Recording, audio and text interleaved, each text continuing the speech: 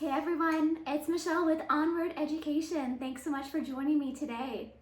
So today I want to talk about something that I have been dealing with this week, and I'm sure as parents you probably have been as well. And that is when your child looks at you in the face and says, "No, I don't want to." Okay, so hands up if you've been experiencing that this week, because I have, and it can be so frustrating. So that's the first thing I want to touch on, and that is it can be really triggering for us as teachers, as parents, when our children look at us and say no, because it feels like they are outright defying our authority and that they're just not willing to do what we're asking them to do. But one thing that I have found is really helpful is to recognize that for the most part, there's a why behind the no. So for example, I was working with a student over the last week, and it was one of those days where everything was no, I just don't want to. And I noticed that I was having that reaction that I just mentioned, that, oh my gosh, why is he looking at me and saying no? But I managed to catch it and reframe to say, okay, there's a reason. There's a reason why he's saying no.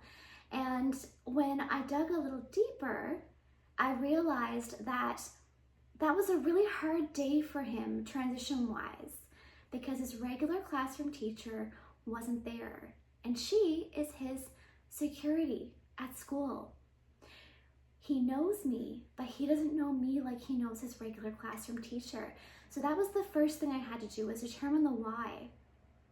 After that, I had to acknowledge the fact that it's not easy to go through a transition, especially when you're not expecting it. So this transition was about midday, so the morning had been with the regular classroom teacher, and this was unexpected for him, and it wasn't easy for him to process it. So in my follow-up interactions, I needed to acknowledge him, to be able to look at him and say, I get it. It's not easy when your classroom teacher is not there anymore, is it? Are you feeling a little bit frustrated? And he looked at me with these big eyes, and it's like, and he nodded, and the tears were streaming, and he nodded. And I could just tell in that moment that he felt so seen. And he realized that I was on his team, that I wasn't coming in trying to get him to misbehave, trying to get him in trouble. And when we talked about it a little more, I said, I know this is hard, but I'm here to have a really great afternoon with you. So what can we do? And then we talked about it. And I'm not trying to say that it was perfect, because it wasn't. But I promise you we had a better afternoon together, because I was able to stop, recognize where he was coming from, and then also acknowledge that, you know what, your feelings are valid. If my day got changed around unexpectedly at lunchtime, I probably wouldn't feel so great either. But we're adults, and we have the tools to self-regulate better than children do. It's not easy, and acknowledging that makes a really big difference in building connection with your child. And the third thing that I recognized when I was working with the student this week is that I needed to be aware of the fact that he might not perform at his best.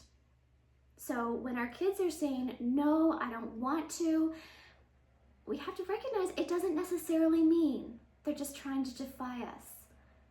There's a why to it. When we discover the why, we may realize that we have to shift our expectations. This is not indulging your children. This is not spoiling your children or taking it too easy on them. This is you being aware of your child's needs and recognizing that because of that why behind the behavior, today might not be a day when you are going to get peak performance out of your child. You may need to shift what you requested of them to meet them where they are.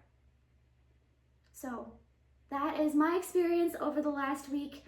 I am not by any means trying to say that I handled it perfectly, but I did feel like because I implemented those 3 strategies, that I was able to better connect with that student, and that we were able to have a better afternoon together. So I hope it helps you as well.